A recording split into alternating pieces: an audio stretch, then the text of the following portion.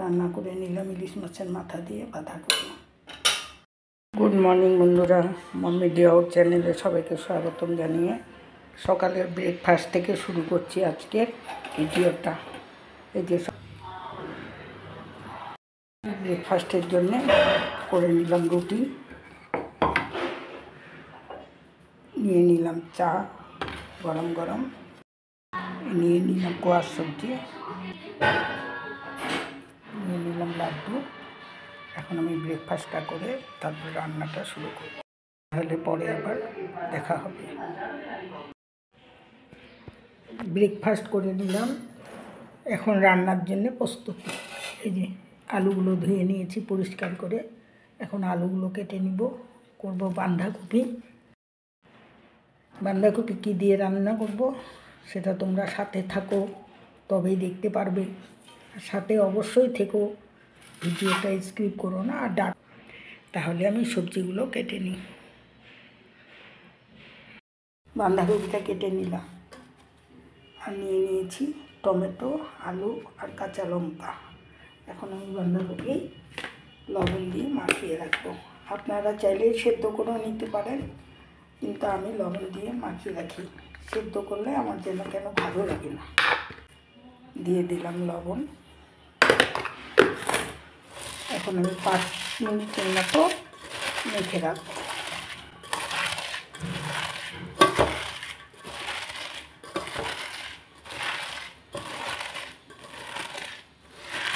লবণ দিয়ে মেখে রাখলে ভিতরে লবণটাও ঢুকে যায়, আর খেতেও দারুণ স্বাদ লাগে। আপনারা চাইলে এইভাবেও করতে পারেন, অনেকে সেদ্ধ করে সেভাবে, সেটা আপনাদের ইচ্ছা অনুযায়ী করে নেন। এই 5 মিনিটের জন্যে আমি ঢেকে রেখে দিচ্ছি। বাঁধাকপি রান্নার জন্য আমি নিয়ে নিয়েছি ইলিশ মাছের মাথা। আমি আগে থেকে ধুয়ে হলুদ লবণ মাখিয়ে রেখেছি। এখন ওই মাথাটাকে ভেজে নেব। কড়াইতে দিয়ে দিচ্ছি 50 গ্রামের মতো সরষের তেল।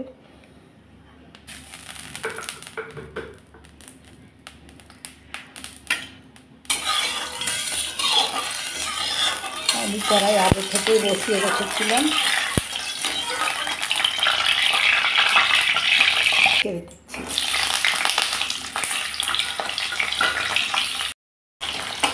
মাছের মাথাটা ভেজে নিলাম। এখন ভেজে নিলাম মাছের মাথাটা। এখন গরম তেলে ইলিশ মাছের মাথাটা ভেজে নিলাম, আর অনেকখানি তেল রয়ে গেল। সেই তেলের উপরে দিয়ে দিচ্ছি জিরা ফোড়ন,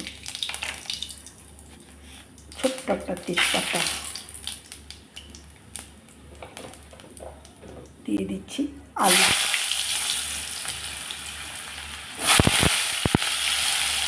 আলুগুলোকে এখন আমি লাল লাল করে ভেজে নেব।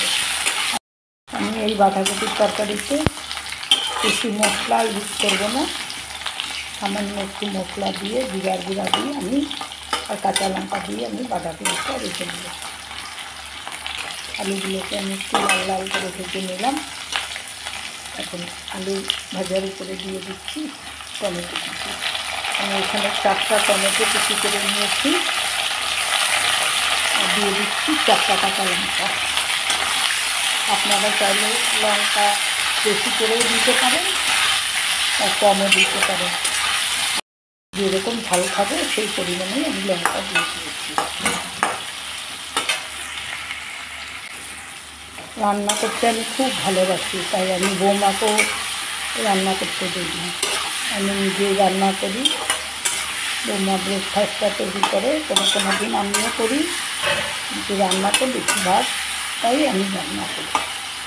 আমার ভালো লাগে রান্না করতে, আমি কাজের মধ্যে থাকতে খুবই ভালোবাসি।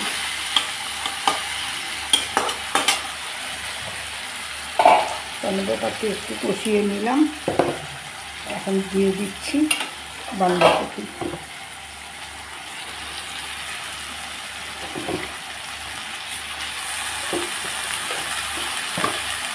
কতটা জল বেরিয়েছে। এখন নাড়াচাড়া করে দিচ্ছি 1 চামচ হলুদের গুঁড়া, আধা চামচ জিরার গুঁড়া, এই নাড়াচাড়া করে এখন আমি ঢেকে দিব। বাঁধাকপিটা অনেকেই অনেকভাবে রান্না করে, আমি এইভাবেই রান্না করি, আপনারাও এইভাবে রান্না করে দেখবেন, দারুণ লাগে খেতে। তার মধ্যে আবার ইলিশ মাছের মাথা, বলার কিছু নেই। ঢেকে দিচ্ছি 10 মিনিটের জন্য, কারণ অনেকটাই জল বেরোবে। 10 মিনিট পর ঢাকনা খুলে দিলাম। অনেকটা জল ফুটিয়ে এসেছে।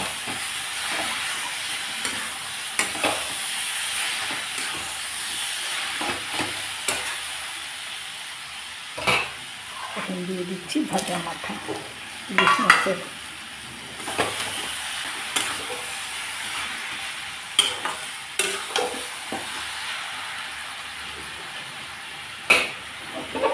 পাঁচ মিনিটের জন্য ঢেকে দিলাম।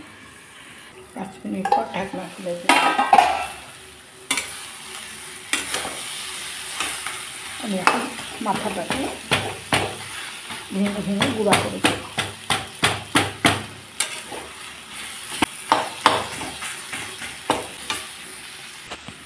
পুরো মাথাটাকে আমি ভেঙে দিলাম, বাঁধাকপির সাথে মিশিয়ে দিলাম। ও আটা নিয়ে আমি গুলিয়ে দিয়ে দিচ্ছি, তাহলে ঝরঝরাটা একেবারে কমে যাবে।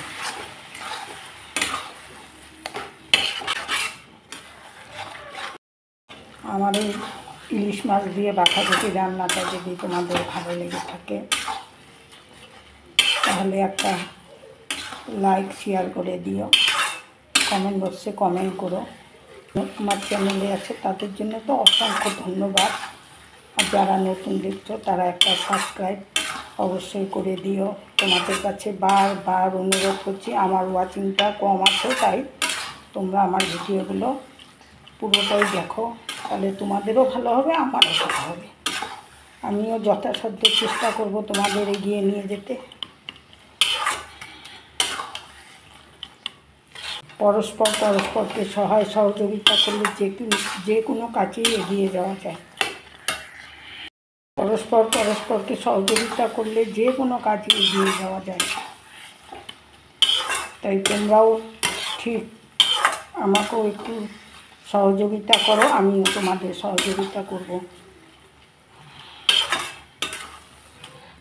আর যারা সাবস্ক্রাইব করে ভিডিওগুলো দেখছো না, তারা সাবস্ক্রাইব করো না, কারণ সেই সাবস্ক্রাইব ইউটিউব গ্রহণ করে না। তাই যদি পারো ভিডিও দেখে তবে সাবস্ক্রাইব করো। যে রান্না করে নিলাম ইলিশ মাছের মাথা দিয়ে বাঁধাকপি। তাহলে আজকে রান্নাটা কেমন লাগলো কমেন্টে কিন্তু জানাবে।